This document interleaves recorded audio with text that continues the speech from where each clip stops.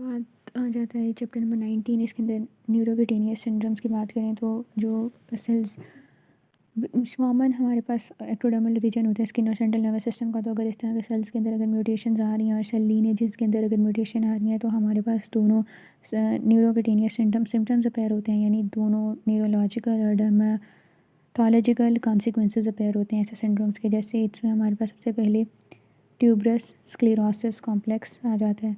ये एक benign tumour होता है जो कि किसी भी ऑर्गन में पाया जा सकता है, लेकिन कॉमनली ब्रेन या स्किन के अंदर प्रेजेंट होता है। अगर हम बात करें कि इन पेशेंट्स की, तो इनके अंदर हमारे पास लेजन्स प्रेजेंट होते हैं, हाइपोमेलेनोटिक लेजन्स प्रेजेंट होते हैं और फिंगर नील्स और टू नील्स के नीचे जो होते हैं ट्यूमर्स प्रेजेंट होते हैं जिन्हें हम अंगुलर ट्यूमर्स कहते हैं।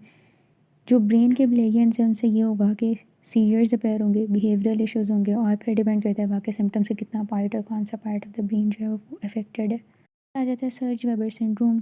ये रेयर है, लेकिन इसके अंदर जो मेलफॉर्मेशन हो रही होती है वो वेस्कुलर मेलफॉर्मेशन हो रही है of the I, skin and the brain. फिर आ जाता है न्यूरोफिब्रोमाटोसिस। इसके अंदर इसकी दो फॉर्म्स होती हैं हमारे पास। NF1 जो होती है उसके अंदर न्यूरोफिब्रोमिन जो होता है उसकी फॉर्मेशन नहीं हो रही, मतलब NF1 होता है ना जीन जो कि इसकी फॉर्मेशन करा रहा होता है, तो उसमें डिफेक्ट है। NF2 जो होता है उसके अंदर हमारे पास मर्लिन फॉर्मेशन में डिफेक्ट होता है, यानी उसकी फॉर्मेशन कम हुई है। अगर हम NF1 की बात करें उसमें अर्ली चाइल्डहुड में स्किन पर स्पॉट्स अपेयर होते हैं। इसके अलावा पेरिफेरल नर्वस सिस्टम इफेक्ट होता है और ग्लायोमाज अपेयर होते हैं। फिर आ जाता है disorders of keratinization which are important. इसमें एक थायोसिस आ जाता है जो कि जेनेटिक स्किन डिसऑर्डर है। एबनॉर्मल एपिडर्मल डिफरेंशिएशन होती है और एक्सेसिव केराटिनाइजेशन अपेयर हो रही होती है, यानी ड्राइनेस और स्केलिंग इसके अंदर हो रही होती है। इसकी डिफरेंट टाइप्स होती हैं।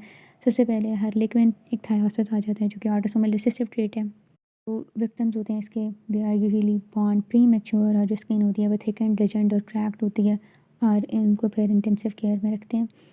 फिर कोलोडॉयन इन्फेंट आ जाता है।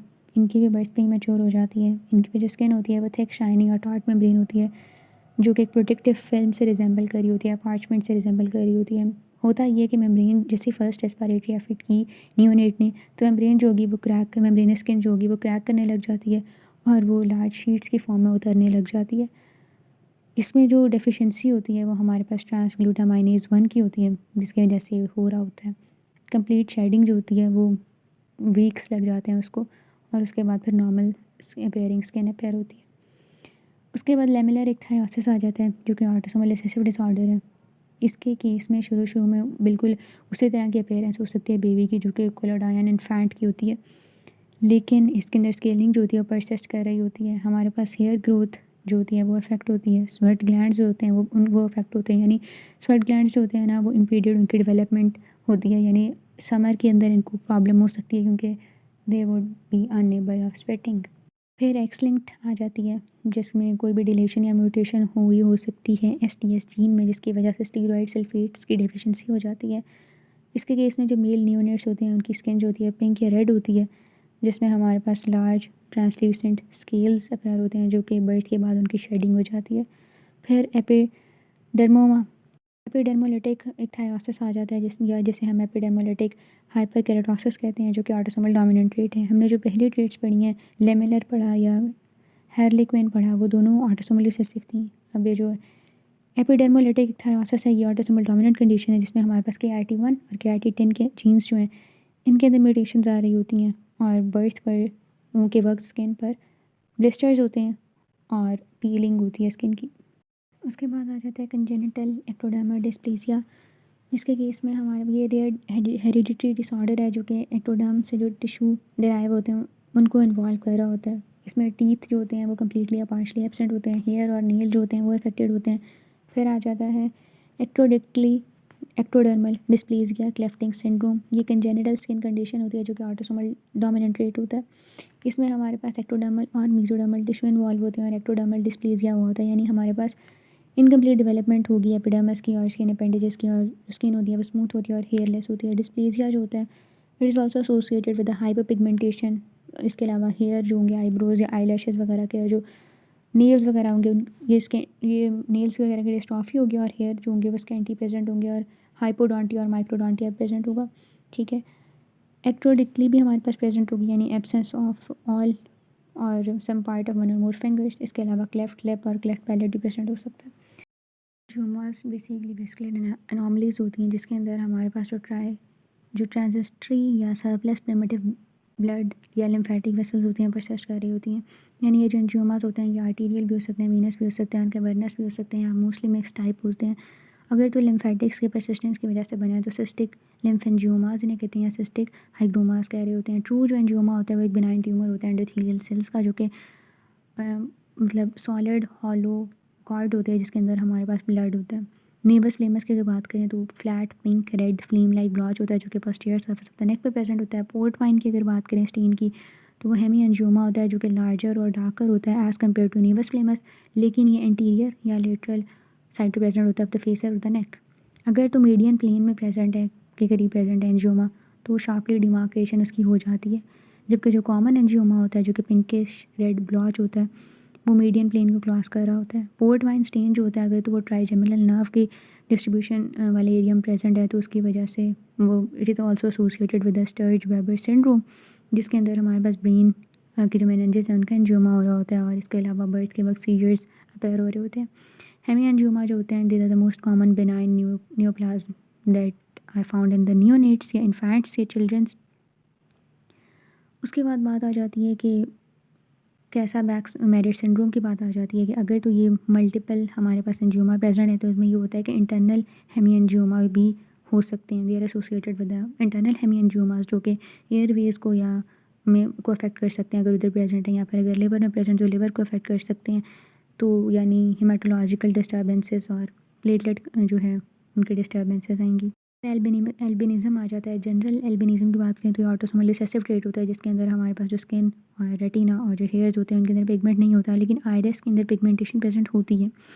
एल्बिनिज़म जो होती है वो इसलिए अगर हो रही होती है इनके मेलानोसाइट्स मेलानिन नहीं प्रोड्यूस कर रहे। वो क्यों नहीं कर रहे? बिकॉज टायरोसिन या दूसरे पिगमेंटेशन वाले जो एंजाइम है वो नहीं प्रेजेंट।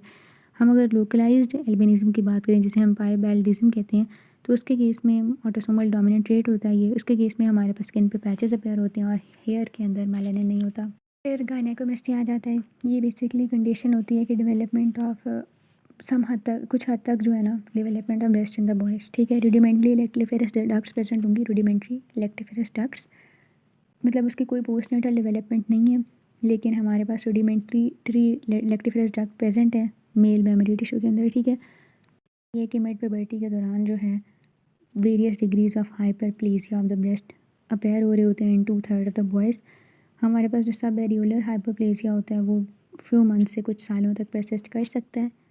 बेसिकली जो रेशो होती है टेस्टोस्टेरोन और एस्ट्राडायोल की ये डिक्रीज़ होती है जिसकी वजह से गायनेकोमेस्टिया हो रहा होता है। इसके अलावा क्लाइनफेल्टर सिंड्रोम के अंदर भी गायनेकोमेस्टिया प्रेजेंट होता है। फिर आ जाता है एब्सेंस ऑफ निपल्स और ब्रेस्ट। एब्सेंस ऑफ निपल्स को ईथीलिया जबकि एब्सेंस ऑफ ब्रेस्ट को ईमेस्टिया कहते हैं। ये यूनिलेटरल भी हो सकता है, बाईलेटरल भी हो सकता है। इसके कॉज की बात करें तो या तो हमारे पास डेवलपमेंटल फेलियर है या फिर हमारे पास जो मेमोरी क्रेस्ट अपेयर होने थे वो सही से नहीं अपेयर हुए या उनकी डिसअपेयरेंस हो गई है। तो इससे ये होता है कि हमारे पास मेमोरी बर्ड्स नहीं बने होंगे। मोस्ट कॉमन जो इसका आ जाता है वो आ जाता है कि इनलार्जमेंट यानी हाइपोप्लेजिया हो गया ब्रेस्ट का, जिसके अंदर गोनेडल एजेनेसिस हो जाती है यानी गोनेड्स नहीं बनते। या फिर टर्नर सिंड्रोम के केस में आ रहा होता है, या फिर हमारे पास पोलैंड सिंड्रोम में आ रहा होता है कि हाइपोप्लेजिया या एब्सेंस ऑफ ब्रेस्ट निपल अकर हो रहे होते हैं और इसके केस में पैक मेजर जो होता है वो भी अफेक्ट हो रहा होता है। फिर सुपर न्यूमेररी ब्रेस्ट या निपल्स आ जाते हैं। एक्स्ट्रा ब्रेस्ट हो तो उसे हम पोलीमेस्टिया, जबकि एक्स्ट्रा निपल प्रेजेंट हो तो उसे हम पोलीथीलिया कहेंगे। ये एक इनहेरिटेबल कंडीशन है। हमारे पास जो यूजुअली प्रेजेंट होता है वो नॉर्मल ब्रेस्ट के इन्फीरियरली प्रेजेंट होता है। सुपर न्यूमेररी निपल्स की अगर हम बात करें तो ये मोस्ट कॉमन होते हैं मेल्स के अंदर and they are often mistakenly called moles. Polythelia present होता है तो बहुत चांसेस हैं कि और भी कुछ डिफेक्ट्स प्रेजेंट हों जैसे रीनल और यूरिनरी ट्रैक एनॉमलीज प्रेजेंट हों। लेकिन हमारे पास ये होता है कि कभी कभार सुपर न्यूमेररी ब्रेस्ट या निपल्स जो होते हैं वो एक्सेला या एब्डोमिनल रीजन में प्रेजेंट होते हैं in the case of girls. ये इसलिए प्रेजेंट होते हैं कि हमारे पास यानी एक्स्ट्रा मेमोरी बर्ड्स डेवलप हुई थी from the remnants of the memory crest और उसकी वजह से इनकी डेवलपमेंट हो गई है। ये ज़्यादा ऑब्वियस तब होते हैं in the case of the women जब प्रेगनेंसी का पीरियड चल रहा होता है। इनके जो डेवलपमेंट होती है बेसिकली इसीलिए हो रही होती है कि जो सुपर न्यूमेररी मेमोरी टिश्यू है नॉर्मली तो उसे मिल्क लाइन्स पर मेमोरी क्रेस्ट पर प्रेजेंट होना चाहिए, लेकिन उसकी कोई डिस्प्लेसमेंट हुई और उसकी वजह से ये डेवलपमेंट हो रही है। उसके बाद आ जाता है इन्वर्टेड निपल्स। कभी कभार ये होता है कि निपल्स जो होते हैं उनकी एलिवेशन स्किन के ऊपर आफ्टर द बर्थ या ड्यूरिंग प्यूबर्टी सही नहीं हो रही होती, ठीक है, और वो अपने प्री नेटल लोकेशन में ही रहते हैं। इन्वर्टेड निपल्स जो होते हैं वो इन्फेंट की जो ब्रेस्ट फीडिंग होती है उसको अफेक्ट कर सकते हैं, लेकिन हमारे पास अब we have different breast feeding technique to reduce this difficulty. फिर आ जाता है एलोपेशिया, मतलब loss of the scalp hair. इसमें हमारे पास स्किन के डिफेक्ट्स और उसके डेरिवेटिव्स के डिफेक्ट्स भी प्रेजेंट हो सकते हैं along with the alopecia. Congenital alopecia की बात करें तो उसमें हमारे पास हेयर फॉलिकल ही डेवलप नहीं हो रहे होते, या फिर हमारे पास ऐसे हेयर फॉलिकल्स होते हैं जो कि poor quality of the hair produce कर रहे हैं। 70% ऑफ द मैन और 40% ऑफ द वुमेन होते हैं जो कि हेयरलेस होते हैं ड्यूरिंग देयर लाइफ्स, पार्टली और होलली हेयरलेस। जेनेटिक और एनवायरमेंटल फैक्टर्स जो होते हैं बाल्डनेस के अंदर बहुत इंपॉर्टेंट रोल प्ले कर रहे होते हैं।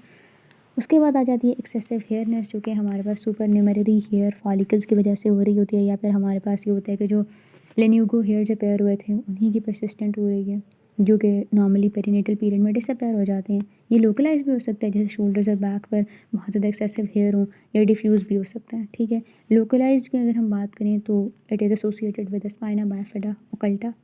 तो लोकलाइज हाइपरट्रिकोसिस भी हो सकता है और इसके अलावा डिफ्यूज़ भी हो सकता है। पिलाई टॉर्टाई की बात करें तो ये हमारे पास एक फेमिलियल कंडीशन होती है जिसके अंदर हेयर जो होते हैं वो ट्विस्टेड और बेंड प्रेजेंट होते हैं। बाकी एक्टोडर्मल डिफेक्ट भी एसोसिएटेड हो सकते हैं इस कंडीशन के साथ, जैसे फिंगर नेल्स जो है वो भी डिस्टॉर्टेड प्रेजेंट हो, लेकिन ये 2 to 3 years ऑफ एज में पता लग जाता है कि it is the victim of पिलाई टॉर्टाई। उसके बाद ये प्लास्टिक क्या आ जाता है, ये प्लास्टिक एनोनिकिया। कंजेनिटल एब्सेंस होती है फिंगर नेल्स की या टो नेल्स की। इट इज़ रेयर, हमारे पास ये होता है कि नेल फील्ड्स जो होती हैं ना वो ही नहीं बन रही, या फिर हमारे पास ये होता है कि प्रॉक्सिमल नेल फोल्ड जो होते हैं वो नेल प्लेट्स नहीं बना रही। बर्ड डिफेक्ट होता है और ये परमानेंट होता है। ए प्लास्टिक एनो ए प्लास्टिक एनोनिकिया जो होता है इसके अंदर पुअर डेवलपमेंट होती है हेयर की भी with along with the defect of the teeth. Restricted भी हो सकता है एक या कुछ नेल्स पर of the digits of hand और फीट।